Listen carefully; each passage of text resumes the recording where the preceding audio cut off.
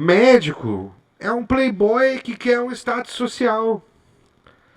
Jornalista é um playboy que quer um status social, mas não é tão inteligente quanto aquele outro playboy que passou em medicina e daí ele faz jornalismo. Essa é a minha tese, entendeu?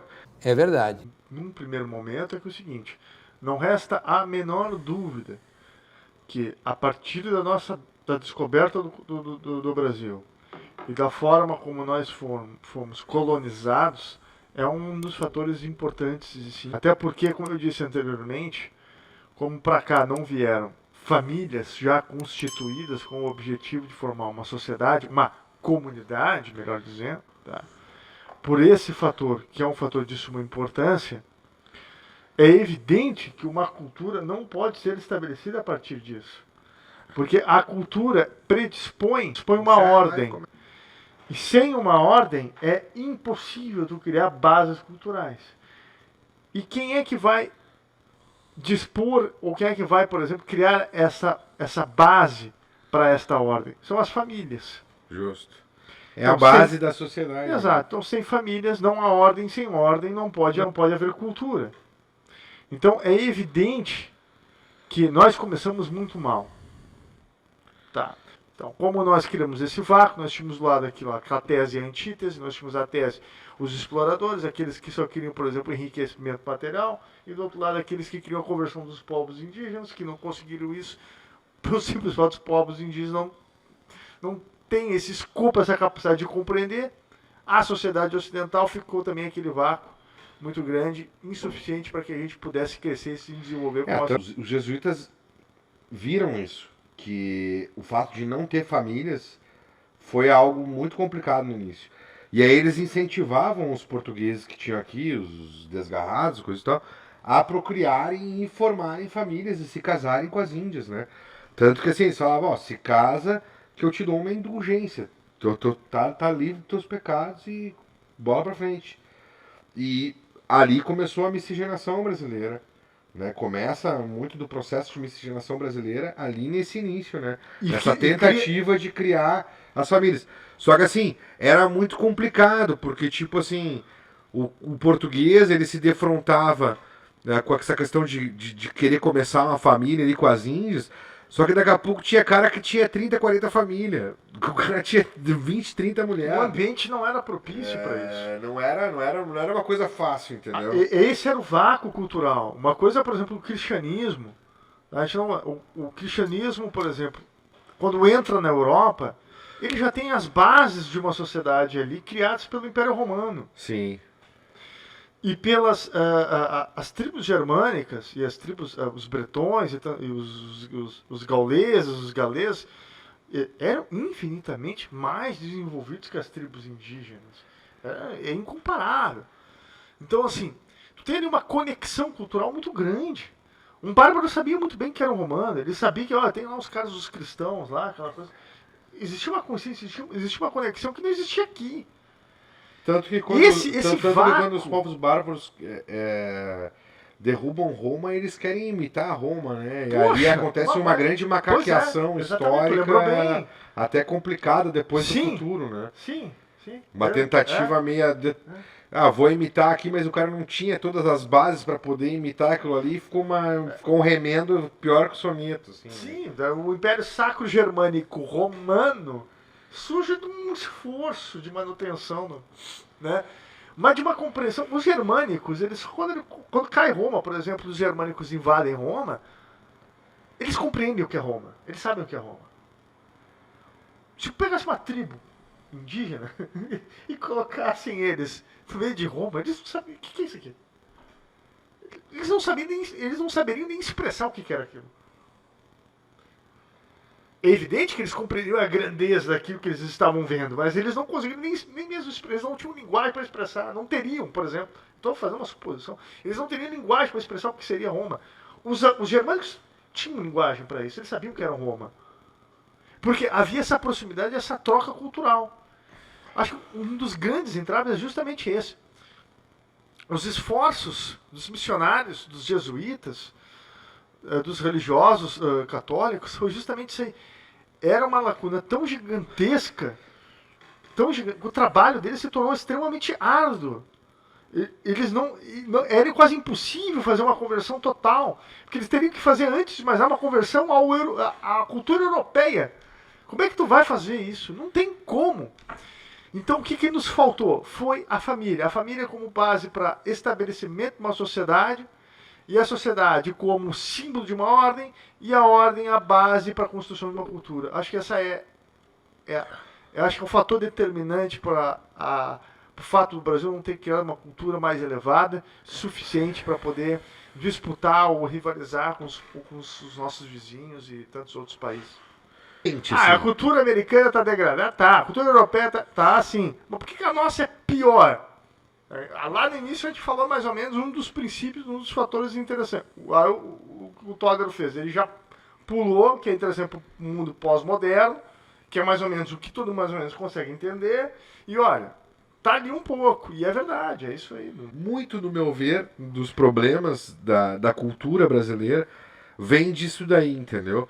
Assim, e por que eu preciso só parecer ser um bom artista e não ser um grande artista na realidade? Porque eu só preciso o necessário para pular essa estratificação social que eu estava falando lá no início, entendeu? Eu não é aquilo, não é porque é a minha vocação e porque eu busco aquilo, porque eu preciso de alguma forma romper com a minha arte, a comunicação, a linguagem, eu preciso chegar numa verdade que eu estou buscando. Não tem nada disso. Isso aí é mentira. É coisa de artista maluco, entendeu? No Brasil, o que importa é eu tô ganhando alguma coisa. A pergunta é aquela que eu falei, eu tô ganhando, o que eu tô ganhando? Eu tô ganhando uns amiguinhos, eu tô ganhando droguinha de graça, eu tô ganhando mulher que eu tô fazendo, no caso de vários... Eu quero transar! No caso de vários artistas nacionais aí também ganhando namoradinhos, né? A gente não pode esquecer disso, né? Que viadão bonito, hein? A pederastia comia solta, ainda come. José de Abreu. José de Abreu, Caetano Veloso, esses caras tudo, esses caras... Porque Esse geralmente é o a gente nem produz a merda Esse aqui, é o né? A ponto. gente importa a merda de fora, só que aqui a merda se espalha de uma maneira esse é o ponto. excelente. E assim, se espalha a merda aqui no Brasil, assim, de uma maneira... Mas é justamente por isso, entendeu? É porque assim, ó, é uma imitação. E aí tu vai pegar essa primeira geração aí de artistas da virada da década de 50, de 60, ainda tinha uns caras ali que estudavam. Mas daí, como os da próxima geração já não estavam mais imitando aqueles caras que estudavam de verdade, já estavam imitando os imitadores, entendeu?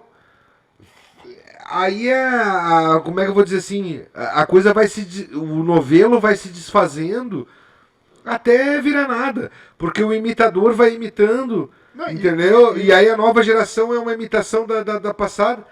Cara, uma imitação barata, e uma imitação assim, não é um Tomás de Kempis, entendeu? É uma imitação de Cristo, tentar imitar alguém que é muito melhor do que tu, mas tu buscar as mesmas virtudes que aquela pessoa. Não, é uma imitação barata, eu só quero a casca, eu só quero parecer. No Brasil, o problema é que as pessoas só precisam parecer, elas não precisam ser de verdade. Por quê? Porque elas querem as benesses da coisa, entendeu? Elas não querem a coisa em si. Por que o cara quer ser artista no Brasil? Entendeu? Então os caras querem ser populares, querem ser famoso, eles querem ser que o pessoal babe o ovo deles. Eles têm alguma coisa a dizer realmente? Não tem, é tudo uma imitação, é tudo uma macaqueação, entendeu? É tudo essa boniteza, assim, mas... E isso, assim, é pra arte, só que é aquela coisa, a arte reflete os aspectos da sociedade. É pra qualquer coisa na sociedade brasileira a gente é assim, entendeu? Um médico aqui no Brasil, ele não quer ser realmente um médico, ele não quer... Generalizando, tá, gente? Eu não tô falando de todos os médicos aqui. Tipo, também tô falando de todos os artistas. Não há um amor pela profissão. Mas assim, tô falando num geral, tá? Médico é um playboy que quer um status social. Jornalista é um playboy que quer um status social, mas não é tão inteligente quanto aquele outro playboy que passou em medicina e daí ele faz jornalismo. Essa é a minha tese. Entendeu? Ele tem quase tanto dinheiro quanto, às vezes um pouquinho menos, não consegue pagar uma faculdade de medicina, e aí ele vai fazer jornalismo. Mas assim, é tudo imitação. Já avisei que vai dar merda isso. E o Brasil, como não tendo uma base cultural sólida, o Brasil acaba aceitando facilmente todas as, vamos dizer aqui, as inovações ou as evoluções culturais europeias do século XX. E aqui não surge aquela dialética que eu falei desde o princípio. Aquela guerra entre tese e antítese. Não há. Porque como no Brasil há um vazio cultural enorme, simplesmente enorme, porque lá no princípio nós não tínhamos construído ela a partir das famílias, tá? O Brasil passou a aceitar essas supostas inovações e evoluções culturais como se fossem quase coisas absolutas, dentro de uma ordem progressista. A Europa passou por isso. Por uma herança cultural muito densa, há na Europa, de fato, e nos Estados Unidos também, essa tensão entre o velho e o novo. Isso está presente no europeu, está presente no americano. No dia a dia, na forma como ele encara a vida. Como nós tivemos lá no princípio este vácuo, o que fica é só o novo. E o novo, na sua essência, não tem valor algum. Porque ele é materialista, ele é progressista, ou seja, ele é temporário. Ele não é atemporal como a cultura antiga. Ou seja, na cultura antiga, o aspecto puramente temporal não era determinante, porque ele era para ser atemporal mesmo. A cultura moderna, ela é temporal na sua essência. E por isso que ela se esvai. E quando ela se esvai, não há resquícios de memória. E quando não há memória, nós nos perdemos nessa confusão inteira. Então essa é a diferença do Brasil para a Europa e os Estados Unidos. Como eles tiveram, esse vácuo foi preenchido pela cultura europeia de séculos e séculos, tá? Eles não passaram por isso. O que há lá é essa guerra entre tese e antítese. Há essa tensão forte. Aqui não há tensão alguma. A gente aceita qualquer coisa. A própria arquitetura da europeia oprime, né? Com toda essa antiguidade, as pessoas...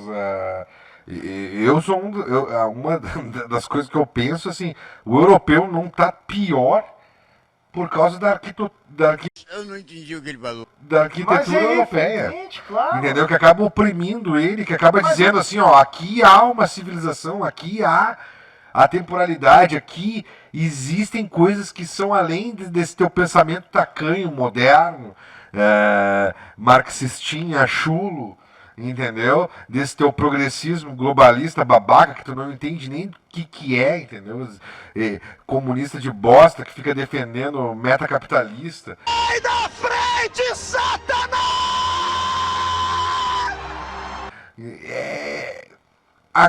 O ambiente local acaba oprimindo essas pessoas e acaba a merda não sendo pior. Mas por que boa parte das chamadas revoluções... Agora aqui no Brasil a gente tá fudido com a nossa arquitetura, com causa. A esmagadora maioria das revoluções socialistas, tá, foram ocorrer fora do continente europeu. Porque a Europa teimou em não aceitar aquilo ali. Agora na América do Sul, na África, tá, na Ásia, onde não há o conhecimento da cultura ocidental, vingou. No Brasil eu acredito que seja muito isso. O comunismo e o socialismo deu tão certo aqui, se espalhou de maneira tão eficiente por causa dessa questão que eu estava falando da estratificação social. Aqui, quando o cara falou luta de classes, o cara falou, puta merda, eu quero brigar com o rico, porque é o rico que eu odeio, é o rico que eu invejo. Entendeu? E aqui é um dos únicos lugares no mundo onde as classes, a elite rastaquera brasileira, ela inveja a intelectualidade, e aí o que ela faz? Ela tenta oprimir a intelectualidade. Ela tenta diminuir, ridicularizar a intelectualidade. Em qualquer outro lugar do mundo, a gente encontra mecenas, ricos. O cara até pode não ser um intelectual, mas ele vai lá, ele dá dinheiro para um think tank, para uma faculdade, entendeu? Ele quer que a cultura se engrandeça, se enobreça com aquele dinheiro dele. Aqui no Brasil, tu acha que tem algum empresário que vai e ajuda um intelectual para o cara poder viver só do estudo dele? Aqui no Brasil isso não existe, isso é impensável. Exatamente. Impensável.